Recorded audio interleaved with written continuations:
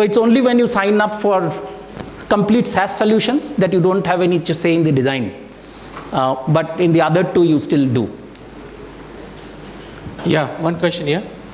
Last batch. Yes, sir. What about the legal issues involved in the licensing about the cloud environment? Licensing? Yeah. Oh, that's minefield. I'm not getting there. Right. So each solution has its own licensing model and costs and all of that. Right. So depending on what you choose, you pay. Right. But it is for sure that cloud resources are over a life cycle cheaper. Right. If your historic trend is to plan for peak load. Right. So it's plus you don't have issues around redundancy and managing it and having a large IT team and all of that. I have two questions for Yes, related to this technology. One may not be directly related to IT, but what is the current state of OECD maturity on the taxation impact of cloud computing? Another thing is how much Digital India is geared up to the SME sector to get the banking finance for their hosting of their new business and getting a banking support for the SME entrepreneurs in India who are used to take this advantage of cloud. Is our RBI or banks are geared up enough to finance that? So there are two parts to the question. The first part, I'm not an expert, so I don't know how to answer that, right? So I'll gracefully pass that off to the experts who are here. So taxation, I'm not the right person. The second part is that cloud is actually more empowering to small and medium enterprises than to large organizations who have a legacy to protect, right? They have large infrastructure investments already made, large teams, right? Small businesses, it's ideal because for reasonably low startup cost, you can get going. So there are already large number of businesses already running in a cloud model. So I didn't get the last part of your question. I just try to say that we all understand that the major benefits of cloud will be gained by the SME or the new startup business because the cost is optimized less and there is no much of startup cost to be involved from their side. What they may need is a OPEX or a working capital portion of running their business. For that type of funding, whether our institution who supports the SMEs are geared up enough to validate those fundings? I don't know. I mean, I don't have a clear answer to that, but typically your project plan will either have depreciation as a line item or OPEX as a line item. Right. So, I mean, it's a different line item to me. I mean, I don't know. I have two questions here. One question is on financial data. I believe it is still not legal in India to have financial data on the cloud. It is more for MIS and other information, but your accounting cannot be on the cloud purely. And the second thing is, for auditing framework like this, for ISA 3402 or SSA 16, how do you envisage the cloud-burst kind of scenario? Sorry, what is a cloud-burst scenario? Cloud-burst is a capacity of a cloud is expanded and is full. It has an agreement to run the cloud. So how would you envisage a scenario like this? So compliance, I'll leave it to the legal and compliance guys who are coming right after this. They can take it up. But burst of capacity, I mean, so from an audit point of view, I mean, either you do a design level, I mean, either you come in at a design stage or at a test of control stage, right? I mean, a cloud burst is typically a capacity issue, right? Even now, I don't think I mean, we do capacity audits that much from a controls point of view, right? I mean, server capacity going from 30% to 80%, it does not register in our audit framework. So, I mean, it's just a cost issue, right? But design and controls, I mean, yeah. What I'm saying is, let us say I've come for an audit, and over the year, for let us say a couple of days, there has been a cloud burst. And I'm auditing for the entire year. So how would I handle this kind of scenario? I'm sure the organization will have an answer because he'll have to answer to his CFO before he answers to you. Right? So, Sir? What I can think of, the only thing that you, from an auditor's point of view, will want to see is if such an eventuality was to happen, is there enough ability for the system to take care of without damaging the underlying data? And yeah, I think where it has some relevance is from a monitoring side, right? I mean, was a sudden surge of utilization a result of a valid business need versus was it a result of some unauthorized activity that went on and nobody noticed it?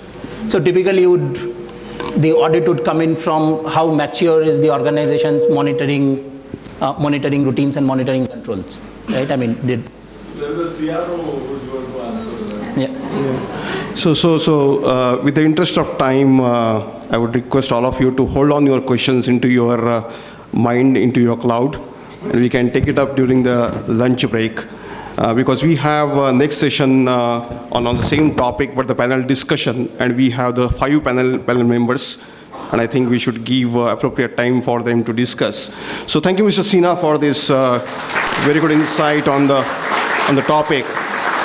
And I would like to call upon stage our board member who is the CISM coordinator, Vijay Upadhyay, to felicitate Mr. Sinha. So Mr. Sinha, I would like to request you on the stage.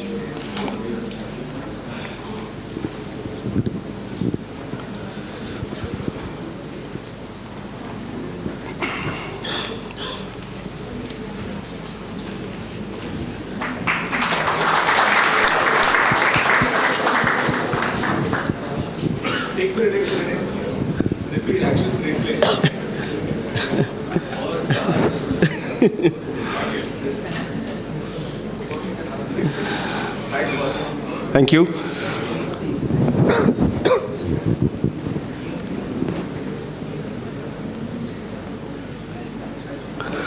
So without consuming much time, I would like to invite the panel members to continue this topic into the discussion mode. So I would like to invite first Bharat Panchal, who is the Head Risk Management and CSO at National Payment Corporation of India, Mumbai. Then we have Padmaja Vardadkar, Chief Risk Officer, Centel. Then we have Shashi Rai, Principal Architect, Tech Mahindra. Then we have Constancio Fernandez, Senior Director, Development for Data Security and Compliance, Product Group Symantec. And Rajiv Ranjan from India, Lead for Security and Industry Solutions, Oracle.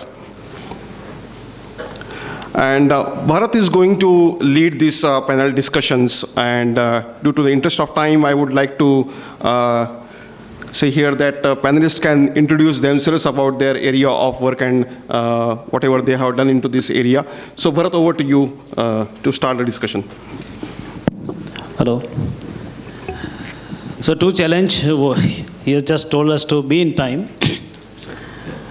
So let me start with one good analogy. I believe all of us in this room, we all believe in the God. And we also believe that God is in the cloud. He's up. We don't know where he's staying, who is a security expert for his forte, and where all he's having his plant and machine and everything. Today, we are in the same situation, having everything on our fingertips, but we don't know where it is. Whether it is in Dakota's desert, or in Himalaya, or in Australia, God is wakening up every day morning, giving us strength to do the work throughout the day, and at the end of the day, we go to sleep. Same is in cloud. Cloud has, and my previous speaker was talking very nicely about, how cloud has changed this whole life. And we have seen the good result also. Of course, the optimization of cost, infrastructure, manpower, things, so on and so forth. But I think it is global phenomena. When we map India versus globe, we are forgetting very big fact that we are not India only.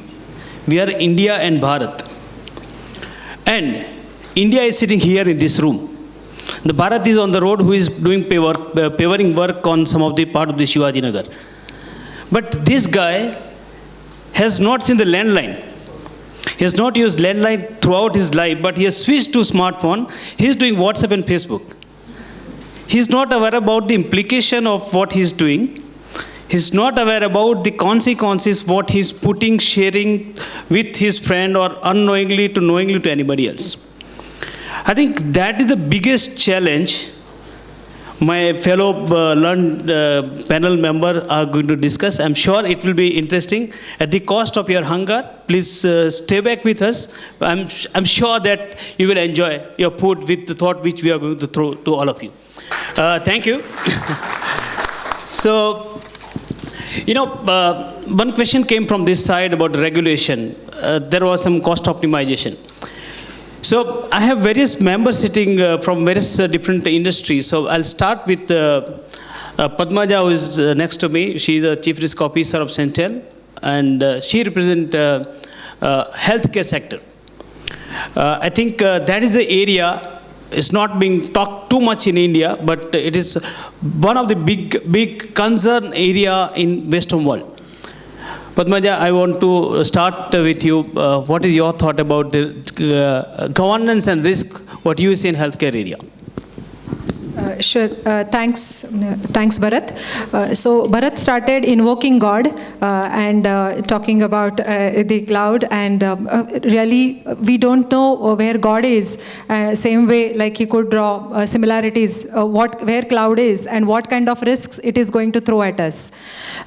So when we are looking at as a part of enterprise risk management, since I look at enterprise risk management, I want to ensure that during our panel discussion, we are looking at all the nuances of different industries. So as Subrata has just talked about the various risks associated, they are agnostic of the industry.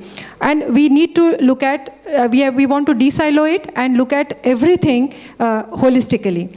So as we look at, and as Bharat suggested, I'm going to talk about the healthcare part.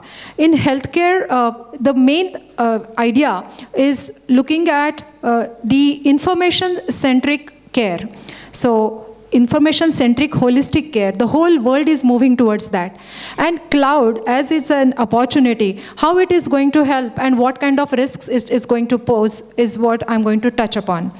So as we say healthcare or information-centric, we want the data, the information, the reports, and the research on a particular customer, client, or patient in one place. And only then a doctor can take holistic view on his health. It is very easy and simple, but the question comes from the fact that what kind of privacy rules are applicable to it and what kind of challenges it faces. And that's where there are concerns on cloud. So as cloud is going to act as a great enabler to make this dream happen, where your information-centric care is going to work, there are challenges and they need to be addressed, and that's what the risk management is all about. So knowing it in advance and managing risk by either transferring, accepting, or reducing or avoiding. So that is what I'm going to touch upon in next 5 minutes. So as we say, the main issue comes is from the legislature. As we see in cloud, be it is industry, be it is banking, be it is healthcare, or any other industry, the legislature is evolving. We are not there yet, but that's fine. I mean, that's the way industry matures and legislature also matures. So what are the various regulations or laws that are applicable? If you look at, say, North America, there is a Patriot Act. In HIPAA, that is Health and Patient Health Information, Portability and Accountability Act. Then there are European Union's stance on data privacy. So all these things are looking at, it's almost like six blind men and elephant. So everybody is trying to look at one aspect, but that's the way evolution happens. So we do not have the perfect legislature yet with us, and that becomes a single most risk. That since we do not have any solution available, how do we foresee that in advance and ensure that we create enough controls around it so that there is a residual risk is minimum. So as health information or patient health information is absolutely important aspect, and I come from a IT service providing industry wherein we are going to service all these customers across the globe. They are going to have different data and different rules and data privacy norms, which I need to know in advance and ensure that I do not breach them. I do not have HIPAA non-compliance happening just by looking at or accessing the data which I'm not supposed to access. So the whole risk is going around about data access. Second is how you are going to provide that access. Are you supposed to touch the information on need to know basis? As a processor, what is it that you